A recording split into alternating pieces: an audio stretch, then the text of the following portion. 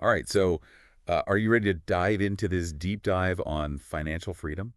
I am definitely ready.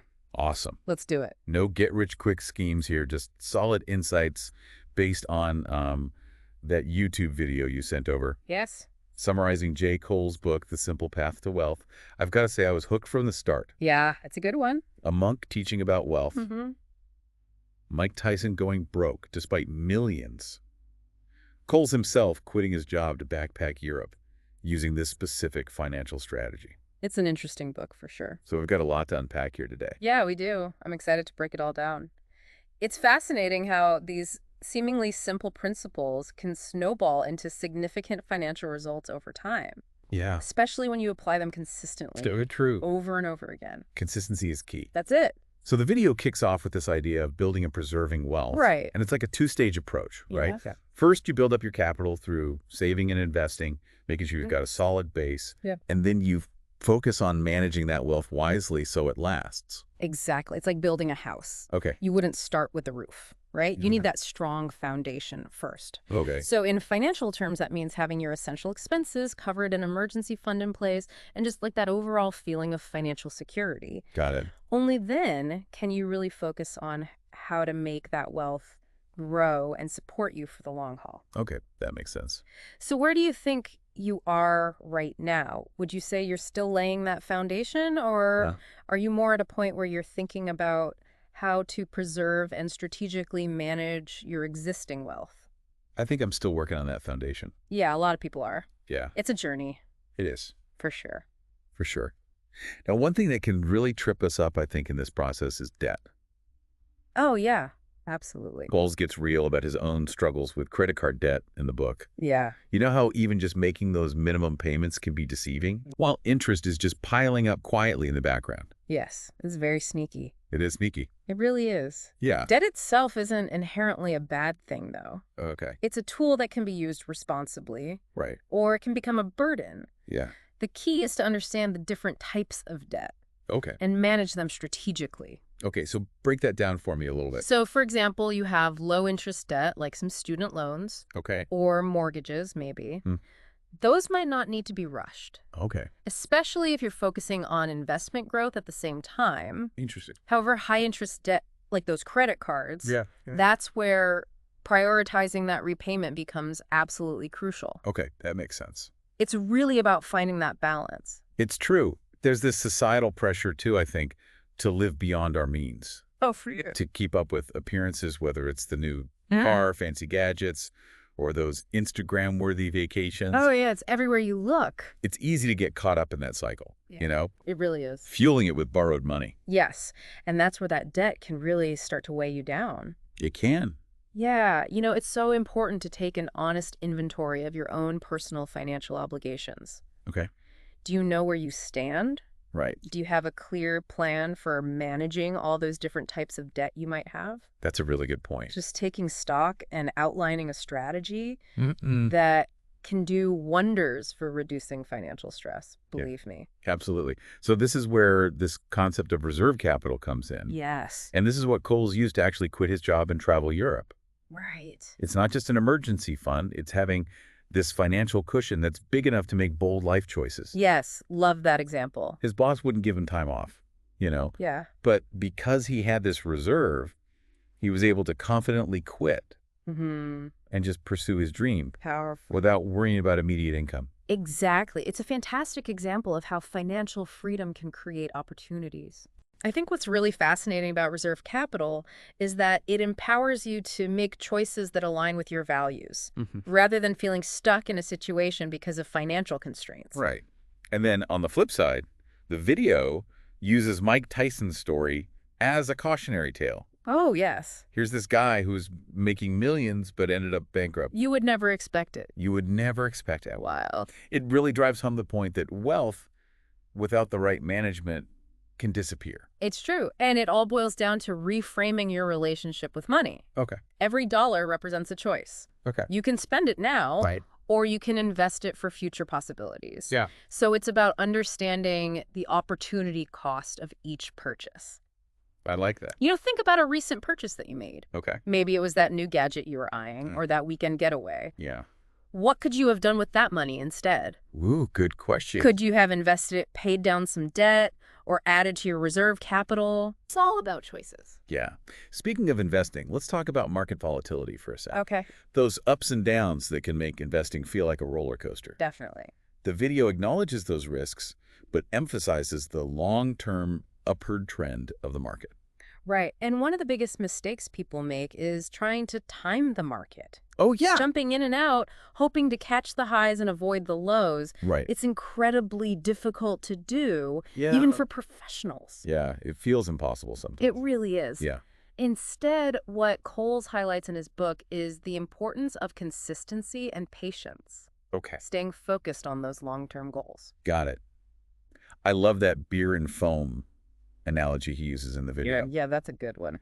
The market is like a glass beer. Okay. The beer represents the underlying value of companies and the economy. Right. And then that foam on top is that short-term hype and speculation. Yeah. You don't want to be so fixated on the foam that you miss out on the actual beer. Exactly. It's a great way to visualize how to approach the market. Yeah. And it ties into understanding your personal risk tolerance as well. Okay. Are you comfortable with those short-term fluctuations, Right. or do you prefer a more conservative approach? Right. There's no right or wrong answer here. Okay. It's about finding what aligns with your goals and how you handle risk. I like that. So how do we even begin to navigate this world of investments? Right. Well, the video breaks it down into 3 basic considerations. Okay, let's hear them. All right. So first, you've got your life stage. Okay. Are you in the building wealth phase, or are you preserving wealth? Got it. Then there's your risk tolerance. Yeah. How comfortable are you with those market ups and downs? Mm-hmm. And finally, your investment horizon. Okay. Are you in it for the long haul, Yeah. or do you need access to those funds sooner? Right. So then he introduces these 3 investment tools: Yes, he does. stocks, bonds, and cash. Exactly. So stocks are for that long-term growth and inflation protection. Bonds are there to protect against deflation. Interesting. And cash is all about liquidity, especially during deflationary periods. Got it. And he emphasizes index funds quite a bit. Yes, index funds are great. Yeah?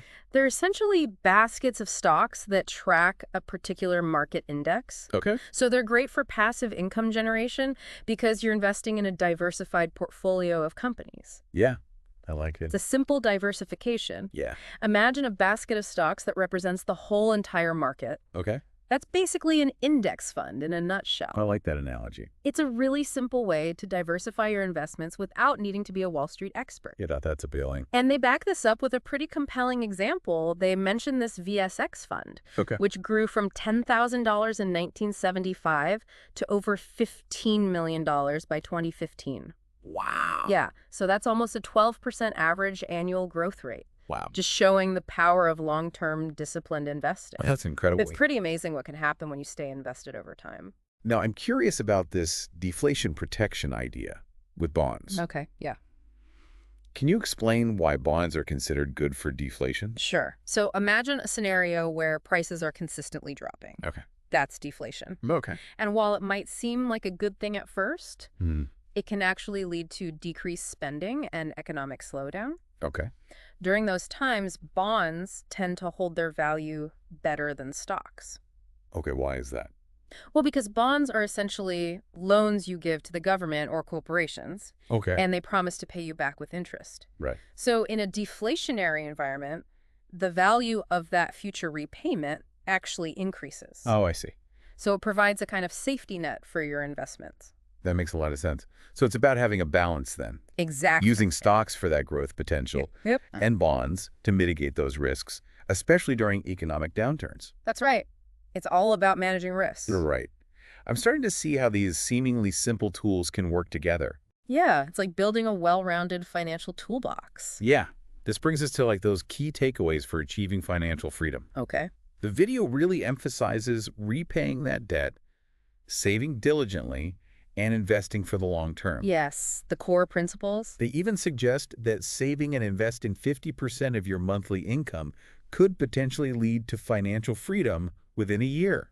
That's a bold statement for sure. It is a bold statement. And it's important to remember that financial freedom isn't one size fits all. Right. It looks different for everyone. It does. It's not just about becoming a millionaire. Right. It's about having that financial security to make choices that align with your values and goals. I like that.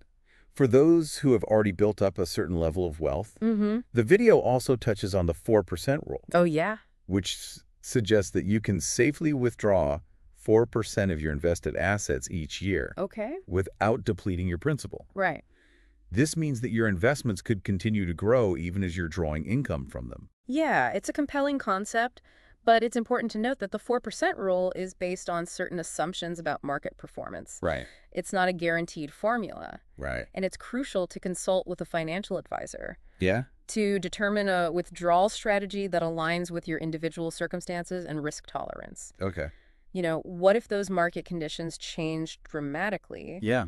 How would that impact the 4% rule? Good question. These are important questions to consider. Right. It's not about just blindly following a rule. Exactly. It's about understanding the underlying principles and adapting them to your own situation. Absolutely. Financial planning is dynamic. It's not static. This has been incredibly insightful. I'm ready to dive even deeper into the simple path to wealth. Okay, me too. What else can we uncover from this source? Let's see what we can find. We were just talking about the 4% rule and how financial freedom isn't really about reaching a specific number, Right. but it's about having the knowledge and the tools to make, those empowered decisions. Yeah, having those choices. Right. And options. Yeah, and I think that ties in perfectly with another point that the video makes, Yep. which is that financial freedom isn't just about accumulating wealth, Mm-hmm. but it's about having the flexibility and the security to live life on your own terms.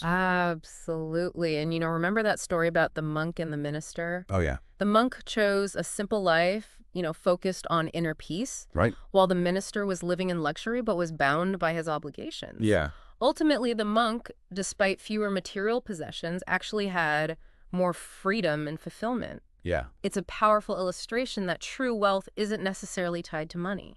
It really challenges us to think about what financial freedom means to us. Yeah. Right? Is it about early retirement or travel or starting a business or just having that peace of mind knowing you can handle whatever life throws your way? It's a journey, not a destination, Right. as the video emphasizes. Yeah. It's about making choices that align with your values and your priorities. Yeah, and those can look different for everyone. For sure. I'm curious, how would you define financial freedom just based on your own experience? That's a good question. Yeah, like what does it look like in a practical sense for you?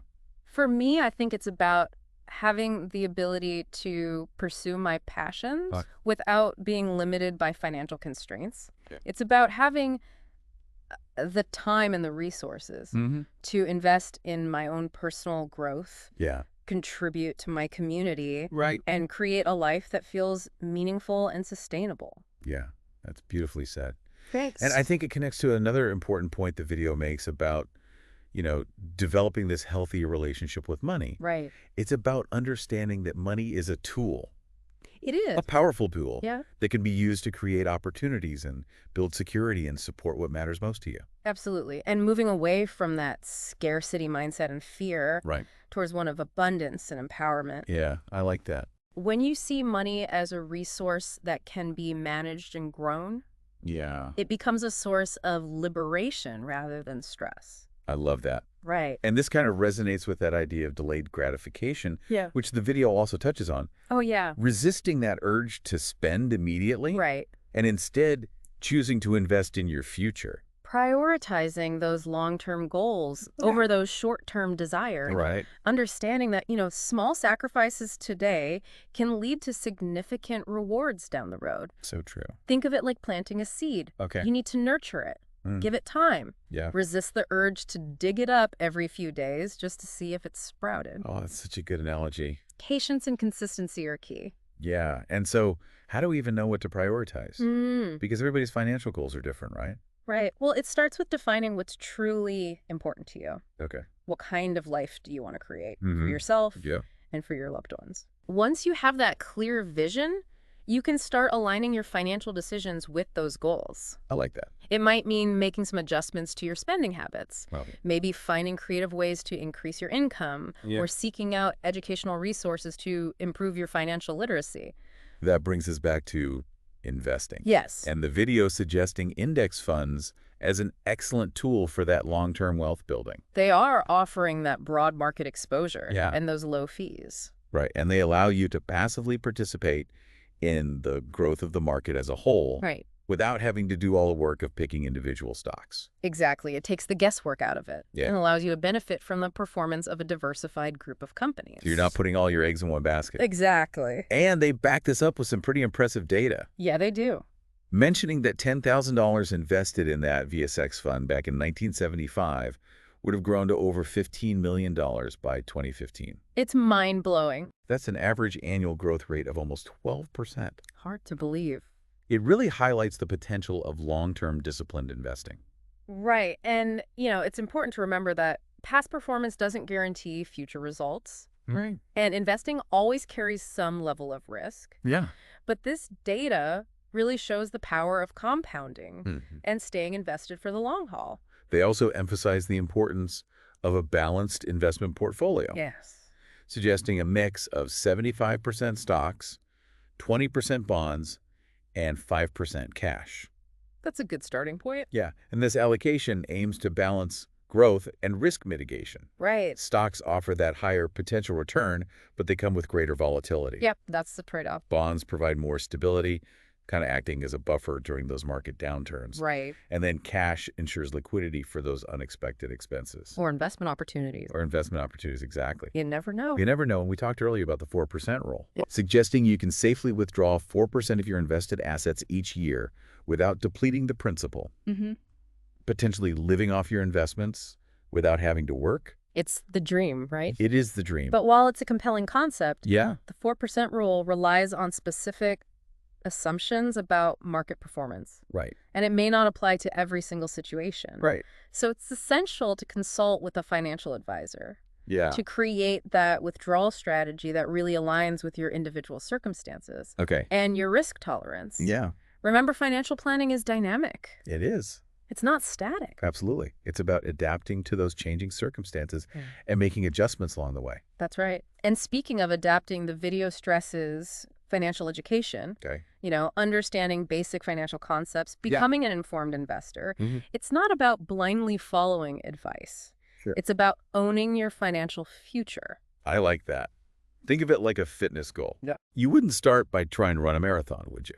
Probably not. You start with a few miles a day, Yay. building consistency. Yeah, Investing is similar. Start small. exactly. And build that consistency over time. That's a great analogy. And the video even suggests some practical tips. Okay. Like what for getting started? Like taking an honest inventory of your current financial situation, Yes. creating a budget, Mm-hmm. tracking your spending, Mm-hmm. establishing an emergency fund, All the basics. paying down that high-interest debt, and starting to invest early and consistently, Right. Even if it's just a small amount. even if it's a small amount. Mm-hmm. What I find interesting is that those tips are relevant regardless of where you are in your financial journey. They are. It's about building those good habits, Yes. making conscious choices that align with your long-term goals. I love that. Right. And financial freedom doesn't happen overnight. It doesn't. It's a journey that requires patience, discipline, and a willingness to learn and adapt. Making small, consistent steps that compound over time. It's about building that solid foundation. Right. And then strategically managing those resources Yeah. to create a life of abundance and choice.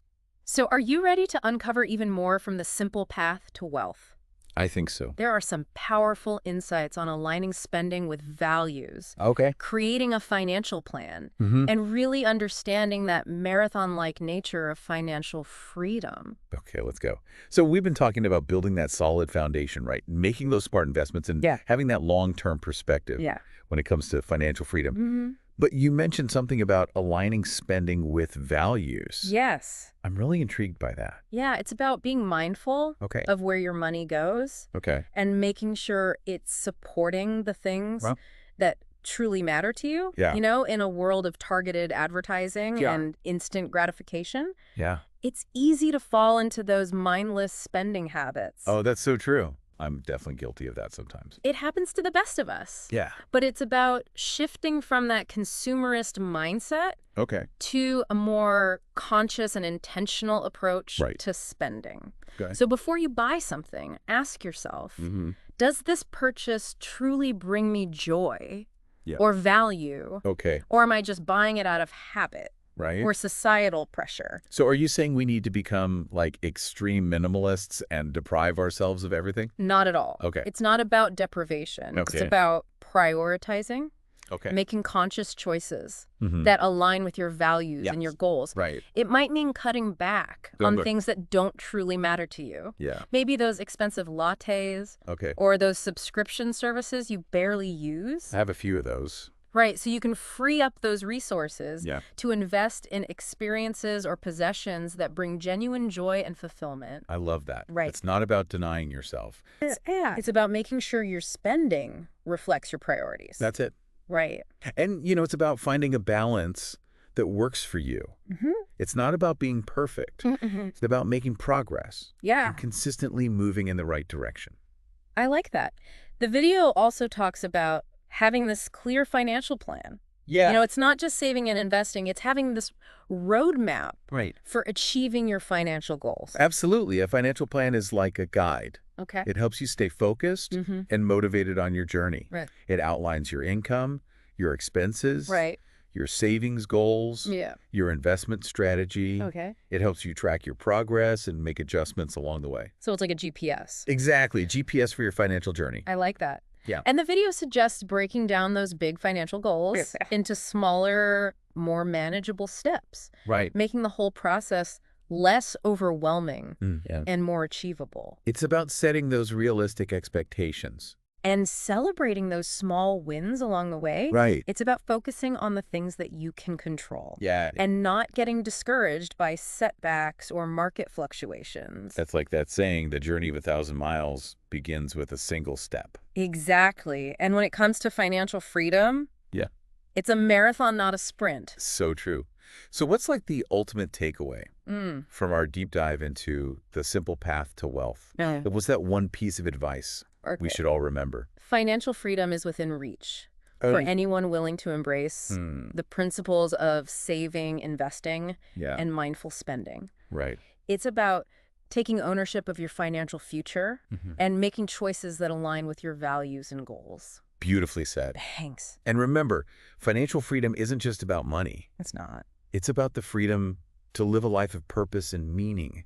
Yes. It's about having the resources to pursue your passions, Mhm. support the causes you care about, and create a legacy that extends beyond yourself.